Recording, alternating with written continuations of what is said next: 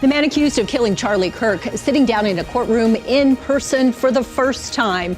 We break down what issues were addressed. And an expansion is coming to Utah. If you hate grocery shopping and love Amazon Prime, this may be exciting for you. Plus, the Tabernacle Choir at Temple Square ringing in the Christmas cheer. We're previewing their annual concert happening tonight. Live and streaming, this is KSL News Now. Good morning, everyone. Thanks so much for being with us for KSL News Now. I'm Lori Pritchard. It is Friday. We're going to get to those stories in a bit. But first, let's talk about our forecast. More warm temperatures. Great to be outside. Just doesn't feel like we're approaching winter. Yeah. It kind of feels like fall is hanging on for dear life. And you know what? I think a lot of us are kind of happy about the fact that we could be outside and not have the thick haze or cold weather, kind of like an extension we're getting here.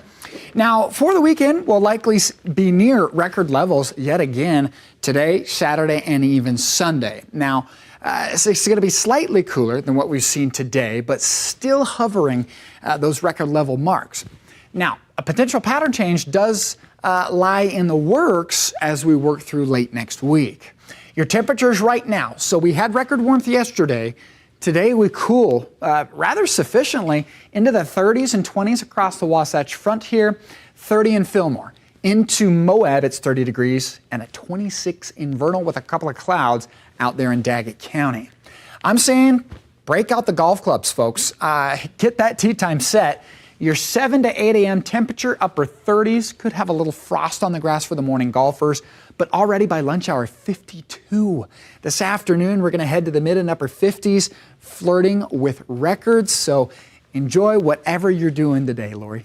All right, Matt, thank you. Our top story this morning, the suspect accused of shooting and killing Charlie Kirk back in jail this morning after making his first public in-person court appearance. Tyler Robinson, charged with aggravated murder, faces a potential death sentence if he is convicted. 3 issues were addressed in court. One took more than 2 hours and was done behind closed doors. It focused on deciding what parts of a previous court hearing should be made public.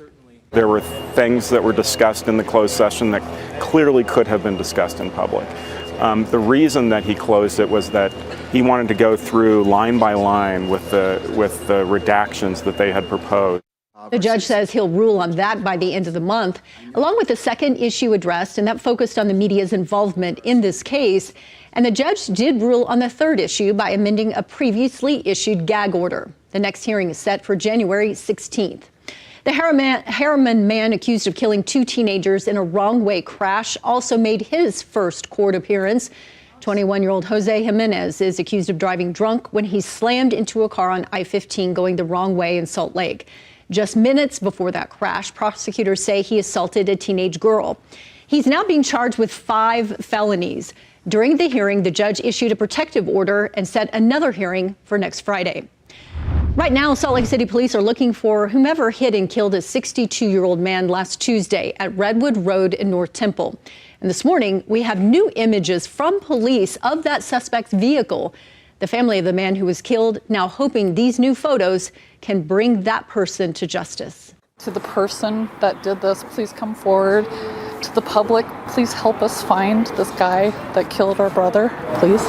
Now, these are the photos of the vehicle investigators believe was involved. It's a black 2007 Cadillac Escalade. As the family prepares for his funeral on Saturday, they say they hope these new photos will lead to a breakthrough.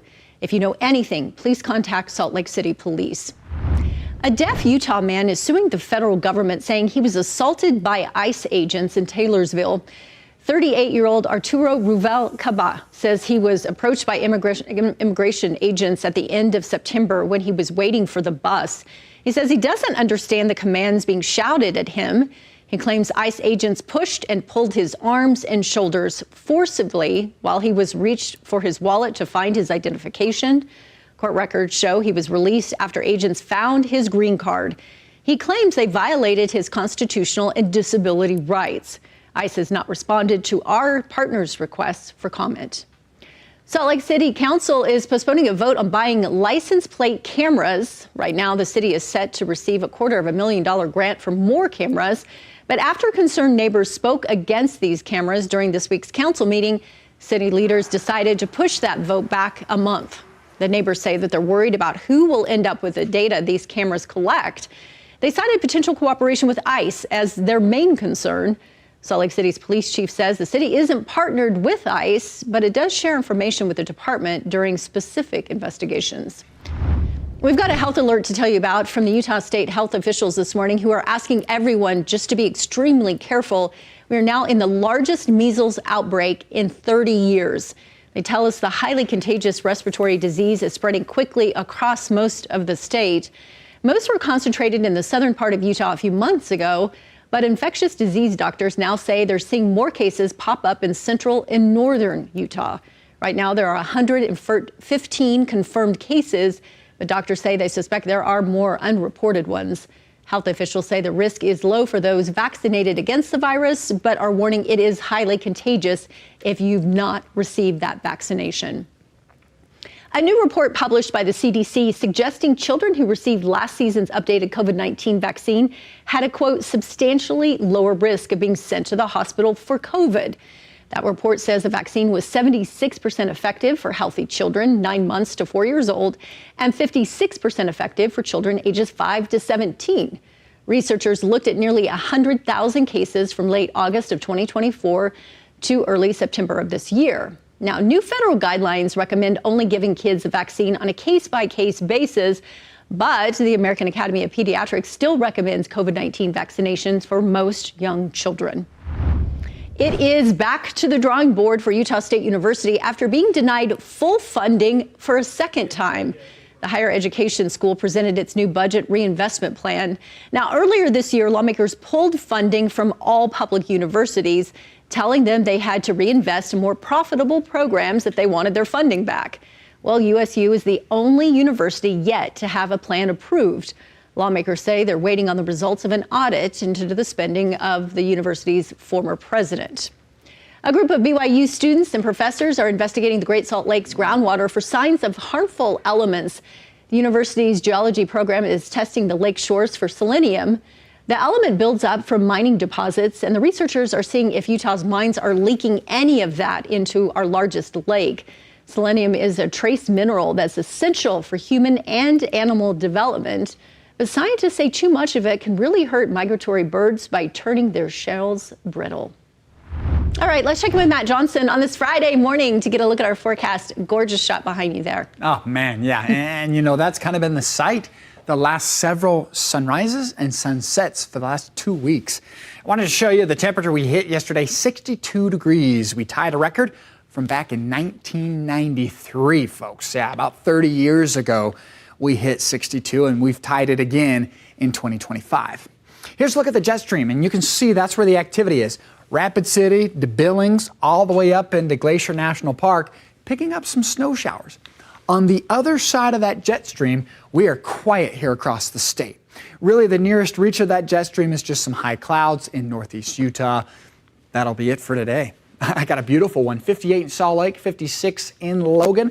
Slightly cooler than yesterday, but still incredibly warm for this time of year. 19 above the normal in Salt Lake. St. George will be 13 above the normal down there with mid-60s. Coming up in just a few minutes, we're going to take a look at that 7-day forecast and a potential pattern change that's headed our way coming up. All right, Matt, we'll check back in with you in just a bit. Meanwhile, this morning, the Box Elder School District issuing a statement that too many drivers are putting kids' lives at risk by speeding past school buses. They say people are ignoring the signs on school buses, especially in construction zones. This is just some examples here. It's becoming a bigger issue lining Highway 89 through Willard and into Perry, where the road is down to one lane in each direction. Bus drivers say people are just blowing past them on the left as they stop to pick up children. The most dangerous thing we do in transportation for a school is loading and unloading. Statistically, that's the most dangerous thing we do, and that's the most risk. Now, the penalty for running the lights is a $1,000 fine for the first offense, as well as 10 community hours. Jason Sparks there says already 3 people have passed him this week. There are several more bus drivers who drive these routes through there as well. Tomorrow, holiday wreaths will be placed at the graves of veterans across this country as part of Wreaths Across America. The Salt Lake City Cemetery was aiming to decorate 2,200 graves, but thanks to the generosity of local residents, that number will be more than 2,800. Volunteers will place each wreath on a grave. They say the veteran's name out loud, ensuring their memory lives on. Families are encouraged to volunteer as well so they can honor those who served while teaching our children about freedom and those who protect it. Anyone who would like to participate is asked to meet at the Veterans section of the Salt Lake City Cemetery at 10 o'clock tomorrow morning. The sounds of Christmas echoing this weekend downtown Salt Lake City as the Tabernacle Choir Christmas concert started last night at Temple Square. This year, Tony Award-winning actress Stephanie J. Block and her husband, Broadway and television star Sebastian Arcelus, are performing with that choir. News specialist Brian Carlson sat down for an exclusive interview with both of them about being part of this show. He joins us live from Temple Square this morning. Good morning, Brian. Yeah, good morning there, Lori. So a lot of people looking forward to the show, especially if you're a Wicked fan. I mean, you either know Block or you've definitely heard her voice. And this year, very unique. You're getting 2 for the price of 1. I mean, how often do you get a pair of Broadway stars, also husband and wife, on the same stage at the same time? And last night, we got our first look. Come, waking people of the village. Come, waking from slumber and sleep. That's just a little example from the cheap seats right there, opening night for the Tabernacle Choir Christmas concert with Stephanie J. Block and her husband Sebastian Arcelus performing with the choir. Now, I got an exclusive interview with them when the Church of Jesus Christ of Latter-day Saints announced right here on KSL that they were this year's featured guest artists and narrator. Block and Arcelus, best known for their roles on Broadway and television. Block was one of the original Alphabas in Wicked, and then you may have seen Arcelus on hit shows like Madam Secretary. This year's concert blends their unique voices with the choir's over 300 singers and over 100 musicians. Now, admittedly, the idea of performing on stage with the choir as big as this made Block a little nervous, but that's how she knew she wanted to do it. This may sound super strange, but I also got my hands got a little sweaty, like I got a little nervous. And that to me was an impetus or a little nudge from heaven to say, do it. It's always interesting to know how heaven talks with us, right? Well, that's how it did for her. Now, we got our first glimpse of the show last night. Concerts will continue as well tonight. They'll do so tomorrow. Both start at 8 p.m. and then again on Sunday morning. Tickets, now they're sold out. But if you want to get a chance to be able to come see the show, you still have a shot here. They're doing a standby line that starts 90 minutes before each show. All you got to do is just sit and wait.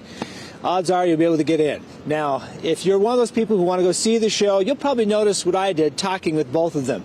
They have a sweet relationship, amazing voices, and they love performing with the Tabernacle Choir. Live here at Temple Square, Brian Carlson, KSL 5 News. Back to you. You know, Brian, it's not often that 2 people who are performing together are actually married. What did they say about that? You know, I bet it's nice for them because they travel all over the country, if not the world, that they actually get to travel together over the holidays.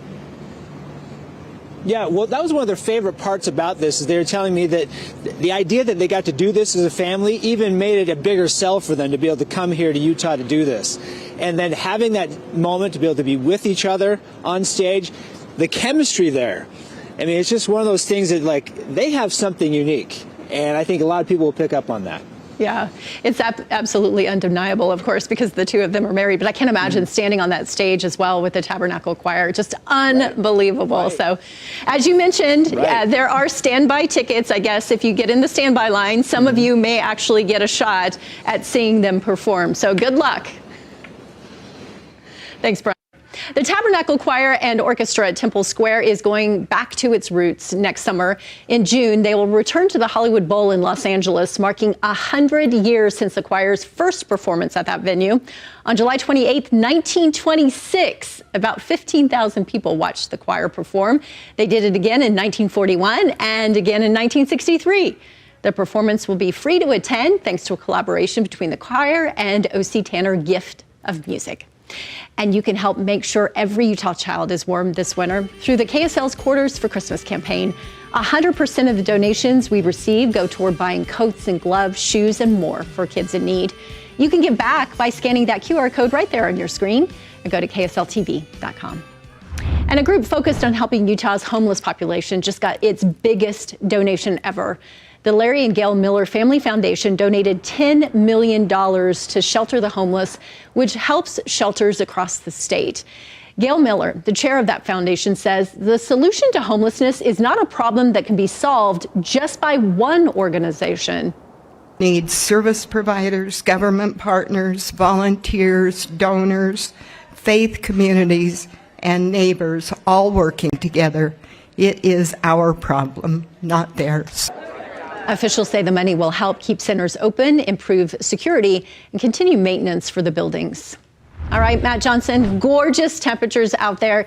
It does not feel like we're headed straight into winter right now, which No. I know our ski resorts need that snow. Right. Yeah, it's kind of a divided conversation, right? Skiers aren't happy, but a lot of folks in the valley, the bike riders, the tennis players, well, they're pretty stoked about this warm weather. Wanted to show you what's going on out there. This was taken yesterday. And so very similar conditions today. We've got very calm waters over Utah Lake. If you have a wetsuit, well, you might need to get out there, do some surfing. Provo Canyon, here's a look at Slate Canyon, or actually Slate Canyon just south of that. This is a beautiful look at the Wasatch Mountains. Linda Kohler Barnes with the credit. Wasatch Mountains here, beautiful snow up top. We need more of it, but you're noticing those beautiful colors up in the sky. Of the last 18 days, 12 of them, we've had a beautiful sunrise or sunset. It's been spectacular. Okay, records fell. They were either tied or broken yesterday across Kanab, Duchesne, Salt Lake, Manti, Wellington, Woodruff. It was incredibly warm. We'll do it again today with this high pressure system hanging out on the west coast. For today, we've got a couple of high clouds in extreme northern Utah, near a snow band way up there in Billings, Montana. That high continues to drop south tomorrow into Sunday. It starts to move into Arizona and to the Four Corners by Monday. The changes Monday are already on the west coast. We do have a couple of showers moving in, and that high pressure system will continue to knock off to the east. We're dry still through Tuesday, but Wednesday, look at this, a punch of moisture as we head in to your midweek next week. So we got to wait a ways, but the mild weather is going to stick around today. We've got mid and upper 50s through central Utah, southern Utah, 66 in St. George, 70s from Mesquite all the way down through Southern California. You got Montpelier at 48, mostly clear, 55 in Spanish Fork. Wasatch Front, these temperatures are 15 to 20 above the normal, incredibly warm. St. George, you're going to keep it warm through the weekend and beyond. You guessed it, high pressure will keep things on the mild side, dry skies, copy and paste through the 7-day. 58 today goes to mid-50s over the weekend, and we could pick up a little bit of haze. The change to the 7-day forecast right there. Wednesday, 30% chance to see some rain. It's not huge, but it's a lot better than a high pressure system camping overhead. All right, Matt, thank you. Changes could soon be coming to sunscreens as the Food and Drug Administration wants to know what you think. The FDA is proposing the use of bimotrinzinol in sunscreens. That chemical, which combats ultraviolet and A and B rays, commonly used in sunscreens in other parts of the world. The FDA is seeking public comment on the matter. Officials say they will conduct a safety assessment before making that final decision. Lululemon is making changes at the top. CEO Calvin McDonald will leave the retailer at the end of January. This news coming after Lululemon's founder has criticized McDonald and the board over the company's struggles in a crowded market. Shares of Lululemon have fallen nearly 50% through the year, but they did jump 10% on Thursday after the announcement of McDonald's departure. The company says it's now working to find a replacement. Film director Carl Wrench has been convicted of defrauding Netflix of $11 million. Wrench was charged with wire fraud, money laundering, and making illegal transactions after prosecutors say he misused production funds for the never-finished series White Horse. They argued he hid his motives for obtaining the money, then went on a lavish spending spree. Wrench testified the purchases were legitimate and tied to season 2 planning, even though Netflix says there was no season 2 because the season 1 was never done. His sentencing is set for April. And consumer headlines this morning, Disney is investing $1 billion in OpenAI and licensing its characters for Sora. That's the AI company's video generating platform. Now, Disney's stake is the first major licensing agreement for Sora. Users of the short-form video-generating social media network will be able to make videos using more than 200 Disney animated characters. But the agreement does not include any talent likeness or voices. If you happen to have Christmas gifts that you haven't mailed out just yet, you are running out of time. The Postal Service says you need to send packages by next Wednesday to get them delivered before the holiday. If you want to spend extra a bit, you can pay for more for priority mail and send them out next Thursday. That only really gives you a day. But remember, there are only estimates, and always it's better to send things early, right? Don't procrastinate. If you hate grocery shopping, this could be some exciting news for you. Amazon says it's expanding its same-day grocery delivery service. Amazon expanding it to more than 2,300 cities and towns, including Salt Lake City. Prime members don't have to pay a delivery fee on orders of $25 or more. If you don't have Prime, you'll pay a $13 fee per order. All right, let's get back to Matt Johnson and talk about our forecast. Hey, if we want to go out maybe after this and play some pickleball, let's do it. Yeah, honestly, it's going to be so nice today yet again. We've got clear skies right now. A couple of high clouds are possible today, but that's not going to get in the way of our beautiful, beautiful temperatures we'll be seeing. Right now, it's in the upper 30s. We should be in the 20s this time of year and day. 30 in Moab, 30 in Cedar City, and upper 30s in St. George. A look at the forecast for your weekend. Definitely outdoor weather, especially for mid-December. I mean, we've got mid and upper 50s today, Saturday, and even into Sunday. Now, of course, headed into next week, we will see carryover, more 50s, but then some showers are possible as we get into Wednesday and beyond. A holiday market is in full swing that is part of a much bigger goal. It benefits the Other Side Village, which has a mission to help people overcome homelessness. Yuletide at the Village has all the elements of a holiday market, including a giving tree. Many of those running things at the market live at the Village as part of a more comprehensive program. Individuals who a month, 2 months, 3 months, 5 months ago, they were living on the street. Now they're helping us. They've got purpose, and they are here to help us raise money not only for the Village, but to save their life. The market is open today from 4 until 8 p.m. and Saturday from 10 a.m. to 8 p.m. It is free and it is open to the public. A large group of volunteer pilots coming together to deliver more than memorabilia. They flew out of airports around the state, bringing thousands of boxes of donations to Diné families all over the Navajo Nation. Back in 2019, Mike Hoosh brought together a small group to fly supplies to the nation. Since then, the backcountry Santas, as they're known, has seen their numbers and the amount of donations grow. But the mission has stayed the very same: deliver Christmas joy and kindness to families in an often forgotten area. Thursday, they flew in 2,200 boxes full of food, hygiene products, essential items, and even toys for kids. That's what it's all about. It's the season. It really makes us feel that Christmas spirit. In the past 6 years, the backcountry Santas have gone from 12 to 90 pilots, if you can believe that. And it's a lot of work and a long day for those volunteers, but they tell us the smiles make every single mile worth it. They tell us they're already planning to go bigger next year. All right, taking a live look on this Friday morning to downtown Salt Lake City as the sun begins to come up. Have a great day, everyone. Thanks so much for being here with us.